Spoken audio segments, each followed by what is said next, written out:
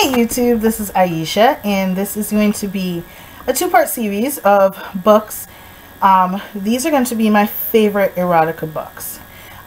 This one is going to be my old school books that I actually physically own and have loved for years. And then I'm going to do new erotica books that I'm reading and loving. I'm also going to do ebooks, but that one I'm going to do as a blog post.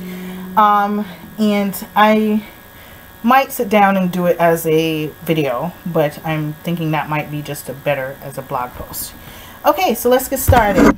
One of the first ones is Hara's Legacy by Bianca D'Arc, and this one is a futuristic dystopian romantic book. It features menage, or menage a quatre, so four, and it features a character that it's a dystopian. World comes to end, aliens come, world gets tragic, and to survive you need to have more than one partner, because if one partner dies you're screwed. So this is the beginning of the Resonance Mates series, and I own all the other books in ebook form, and I'm going to buy them in physical form, but this was the first one, and this one is the one I love, absolutely love. And the last book came out last month or in April, and I have it, and I just don't want to finish the series, so I haven't read it yet, but I'm going to read it this month. So here we go with Resonance Mates. The next one we have is Maya Banks, and this is The Coulter's Woman. This book starts off the Coulter's family series, and this one is from Samhain Press, and I absolutely love this book. This is also a menage a quatre featuring four in a family. And this is a Colorado family that discovers a young woman who's running away from her past. And they have grown up in a polyamorous family, and they expect to have that.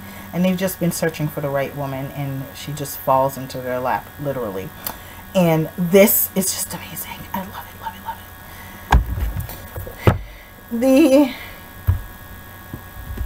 next one is the one that introduced me to Elora's Cave and to erotica books and to ebooks, and that is Jade Black, the best of Jade Black. And in this one there's Tremors, The Obsession, and Vanished. Each one's like a short, straight erotica story. There is a little bit of love in there because I can't read. I need there to be a happy ending in my books. Pause. I need there to be a happily ever after in my books. And Jade Black does a really good job of giving you some really good erotica, but still happy endings. So definitely check her out. And then this was the first one I read by her, and this is Strictly Taboo, and this is by Jade Black. And there's two stories in here dealing with the taboo subject of sex, and I really enjoyed this series. As soon as I read her, I started looking her up on what was then jadeblack.com, then became Elora's Cave, and now it's just Elora's Cave, and I love it. Another book that I got from her when it was Elora's Cave and Jade Black, this is Rachel Bowes' Double Jeopardy, which is book 2 in this series. I've read the other two as ebooks. I don't love them as much as I love this one, and sometimes I read this one and I go, what the hell am I reading? But I love it. It's one of the original erotica books, and it's got a bit of paranormal in there, and or magical realism, however you want to say it, but it's contemporary, and it deals with two young men who meet a young woman, and they have a complicated relationship due to one of the young men's father, who is extremely homophobic, and just the advancement of their relationship and the fight and the struggle of acceptance. Loving it. Another one, this one is when I discovered Lucid, which is another of the companies I talked to you guys about. And this one's Danger Zone by Sierra Cartwright, and I absolutely love Sierra. This is one of my favorite of all time erotica books. This is one of the first ones that discussed BDSM, and it's autographed. I was looking at the tag on the back, and I was like, oh wait, it is autographed. I really, really love this one.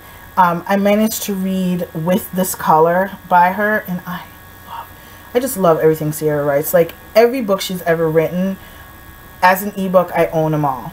I own them all. The entire series of this, and With This Color, and the entire series that spanned off, I went ahead and bought all of them. The next one that I started reading because, like, I wanted to read more romance than I was finding on Laura's Cave at the time. So I went out and bought Opal Carew, and I've read Swing, 6, Twin Fantasies, Forbidden Heat, Blush, which is my absolute favorite, and Secret Ties, which this was the first time I was ever disappointed in an Opal Carew title, and it's because of the way she ended it. I didn't like the way it ended. I was just, and it's not a bad ending, I just didn't think it was the trajectory of the story. In Twin Fantasies as well, kind of give me the heebie-jeebies, just because they the way it originally started, it started off with a lie, and I'm not a fan of lies in relationships. I know sometimes lies are necessary, but not the way this character was lying. But Opal Carew as an author is freaking fantastic. I really loved all her books, and considering at the time when she was writing, that's not me, that's that, because the wind is coming through. At the time that she was writing these books, they were not really, this came out by St. Martin's Griffin. A lot of big publishers other than Kensington at the time were not publishing books like this, so I loved being able to buy them. Like, I didn't mind buying these books. Oh, this one's $10, but sometimes the Alora's Cave books would be like $13, $14 versus the ebook, which was like $4.99, $5.99. Like, I would pay the ebook and I'll have it in my hand right away versus $15 and having to wait for this to ship.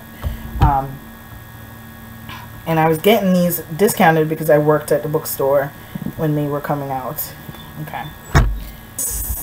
Stack that I absolutely love. I used to love Suzanne Johnson's historical romance because she was very good at her historical romance. She put in facts, she put in really great information, and then the books became more about the facts than they did about the romance, and I wasn't a fan of that. But I love reading these two books, Captivated and Fascinated, by her, Robin Scone, Beatrice Small, and Thea Devine. It was the first time I was introduced to any of the other authors other than Suzanne, and I love these books. Absolutely love them. They're really great historical romance and really good eroticas. One of my favorite ones to reread all the time is Maya Banks and Shayla Black's Foreplay, and that's a play on the word foreplay, and of course the fact that there are 4 characters in each novel. I really love both the books that are in here, particularly Pillow Talk by Maya Banks. This was my first introduction to Shayla Black, and I've been obsessed with her ever since. Then my favorite and only book that I can absolutely swear as a really good erotica is Laura Dane's Undercover, and this one is a futuristic romance as well in a world where polyamory is accepted. This one is just amazing. This is also kind of a sci-fi futuristic romance, so I love this one. Kind of for the sci-fi as well as for the romance. Do you see the stack? It's just growing. Another one is Laura Lay's is this Wicked Play? No. This is Bound Heart series by Laura Lay, and this is Forbidden Pleasure. And the Bound Heart series centers around this BDSM club where all the members are part of, and they all just indulge. And this one is one of my favorites out of the entire series. I used to own all of them, and when I was in college, like, I needed money, so I sold my books. I'm buying them back now, but short-sightedness, but you know, you live and you learn. Forbidden Pleasure follows an FBI agent, a retired FBI agent, and his wife in one of his old cases that involved a stalker who is now coming back to prove that he is better than the FBI. So I really, really enjoyed this series. And the very last one that's in physical form is called Blackmail, and this one is by Anne Marie McKenna. And this was my first read by her, but it's certainly not my last, and I absolutely love this one. This features a young woman whose dad is a extremely wealthy jackass, and he makes the decision that he wants a heir, so he decides to sell his daughter, because, you know, that's what you do when you want a heir. You don't just give the money to your daughter. No, you sell your daughter for her to have a child. So he picks this guy who he looks at the family tree and realizes only boys have been born in the family, and he makes a trade, and the guy is not here for it, and he thinks at first that the girl is there as, you know, a blackmailed, he thinks she's there to help blackmail him, and he is a bit of a jackass at first, and then he discovers that she's really a victim, and he is in her corner. And I love it. Like, this story that unfolds is really, really amazeballs. Love it. So there you have it. Some of my old school favorites.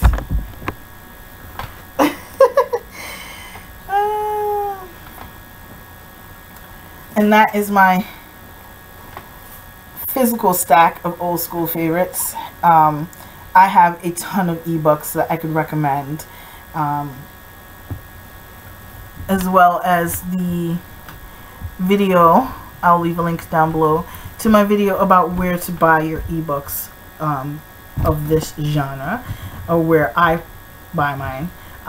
So look out for video 2 about my newest erotica recommendations.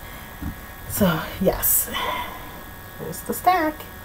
Thanks for watching, and goodbye.